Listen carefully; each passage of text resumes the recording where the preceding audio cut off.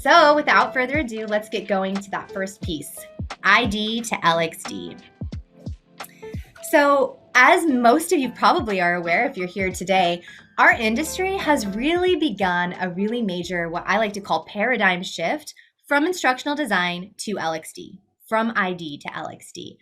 A lot of us have heard those three letters. We see the acronym from time to time, but what exactly does that mean to you when you see LXD? I'm curious, and I'd love for you to drop your answer in the chat just so that we can sort of start to, get an understanding of what the perception of that is in the room. For you, what is the difference between ID and LXD? And I'd love to hear from the group. There are no wrong answers here. So all right, so Gail says that I think of the learner's experience versus the development of materials. Absolutely, Gail, you're totally right. It's the learner's experience, right? It's really focused more on that user-centered design as opposed to, say, the building, the construction. Great answer. I love that. Beautiful. Okay, so Julie says, I think of ID from an educator's perspective versus learning holistically. Yes. So when it comes to instructional design, really, what does that look like from the facilitator, from the educator, from the person who's basically presenting the content, as opposed to the person who's in the receiving end of that seat, who is sitting in the classroom, who's behind the computer, actually taking that experience? And I would tend to agree with both of those things. So let's talk a little bit more. Those were fantastic answers. Thank you. Let's talk a little bit more about what this really looks like, at least from my perspective. And I do just want to also level set here and letting you know, as I said, there's no wrong answers. It's not that my answer is the right answer. This has just been my experience, my lived experience from instructional design over the last 9 years. So for me, instructional design, this is very similar to what both Julie and Gail have said. It's really focused more on the building of a training, some type of training, a deliverable for a company. That basically can mean a course. It could mean an in-person experience. It could mean a classroom experience, a blended experience. I think what we wind up doing a lot as instructional designers is we tend to think this is an e-learning course and it's delivered in storyline. Like that just sort of seems to be the de facto way of us approaching training these days. And I'm not quite sure why that is, but that's the way that we've begun thinking. And really the learner in this instance, I've tried to use a visual here to represent it. We see this deliverable, this course, whatever the training is, as being this big thing that's totally paramount to the entire process. And the learner is this tiny little afterthought over here on the right-hand side, right? That it's not that the learner doesn't matter, but the learner is secondary to the training itself. And that experience, from what I've seen, that is carried through whether that's a VILT, an ILT, a blended learning, or an online training course. It's not so great, right? It's not so great to have our learners be an afterthought for what it is that we're pushing out. So I really believe that the industry has seen this and they've begun to flip the order. So as we're sort of beginning this paradigm shift toward learning experience design, toward LXD, we can see here that the learner all of a sudden has grown much greater in importance and the deliverables there, but we've put the learner, we've put the user at the center of the experience. So that's what this is. We're focused here in LXD on creating an experience for learners. We're no longer building a course or building a training. We are creating an experience for learners. And that's huge. We're putting humans at the forefront of our design process to really make more meaningful experiences. Yes, the deliverable is considered, but we're considering it because we want it to land with that learner. And that's huge. That is exactly what both Gail and Julie mentioned. But I'm curious to hear from you now that we've talked a little bit about what ID to LXD means. What exactly is a learning experience? Can we talk about the experience portion of that a little bit? What does that involve? What is involved in a learning experience? And please, I'd love to hear from the group. If you could go ahead and drop those answers in the chat.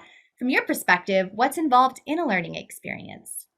All right, so Julie says who the learner is, what they know, what we want them to do, the journey that we take them on. Oh, I love that. I also love the ellipses. It sort of feels like this big monumental thing, which it honestly truly is, but it has this added layer of importance to it. Gail says, thinking it might be how specific people learn best, what resonates with them. Yes, and I love that word specific. because I think that that's so key to what we're doing. What resonates with them? What kind of journey are we taking them on? Different folks might want to be taken on different journeys. Let's talk a little bit more about what that journey really entails. What's a learning experience? We talked about this. Focused on creating an experience for learners from the very first touch point that we have with whatever it is that we're making with a learner. Everything that follows that is part of the experience. And this, once I really started to understand this was a major aha moment for me, because no longer was it, oh, I'm just dropping them into the LMS and they're taking a course. Well, no, I have to get them there somehow. That's part of the learning experience. I have to follow up with them once they've been there. That's part of the learning experience. So really, so much of this is very content heavy, content based. So I want us to start thinking about the learning experience in terms of the written communication and the content. So that could be the enrollment email that they get, letting them know that, hey, you've been enrolled in a course. That could be the marketing material that for an external facing audience, they receive in their inbox, inviting them to find out more about a course. That's the voice of the course copy. That's the relatability of the content to our learners. That's the communications, letting them know, hey, you have an overdue course you haven't taken yet. What kind of voice are we using? What kind of tone are we using there? There's so much written content beyond just the scope of the training material. And I really feel like that is often lost. We don't just write storyboards.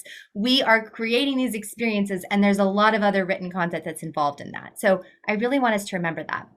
Julie mentions, love the perspective that learning starts so early on. And it does, right? The experience starts so early on, especially for those who are creating externally facing courses. I think that's super important to remember. Okay, let's keep going. Next, we have the visual presentation. So also part of the learning experience, that visual design, the overall experience of the course, the graphic design, the look and feel. What kind of colors are we using? How big are those buttons? Are we referring to a brand guide? How about those accessibility features like captioning or maybe alt text for images, the interactions that we're having on screen, learning activities, video, audio production? And when it comes to those videos, are we using a talking head or are they animated videos? And why did we choose those? That's all part of the learning experience. Can I speed my video up? Can I slow my video down? Can I get my video with a different language subtitle? Like, that's important to consider. So the visual presentation is huge.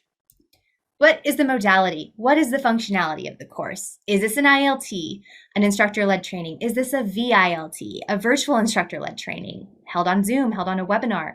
Is this an online training? Is this a blended solution, a bit of both?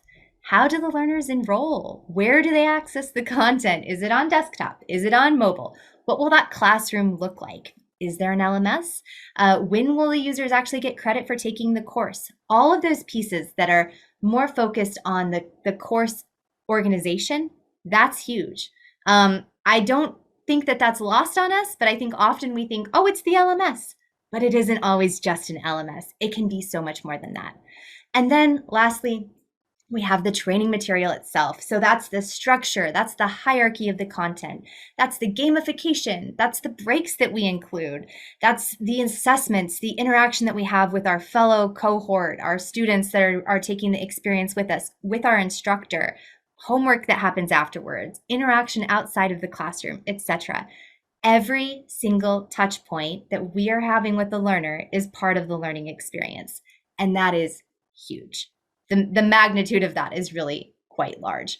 And so what I want us to think about here is, of all of these things that I've just described, what are the types of roles that are really generally in charge of these types of things?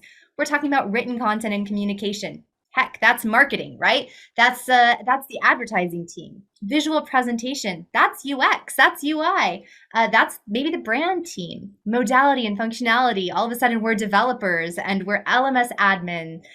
Training material, we're not only instructional designers, sometimes we're facilitators. Sometimes we're logistics coordinators. We have to wear a ton of hats as LXDs. While we're on this journey together, I just don't want it to be lost on anyone that you can just say, well, I was an ID in 2021, but it's 2022 and I am an LXD now. It's not just a rebrand, right? It's so much bigger than that.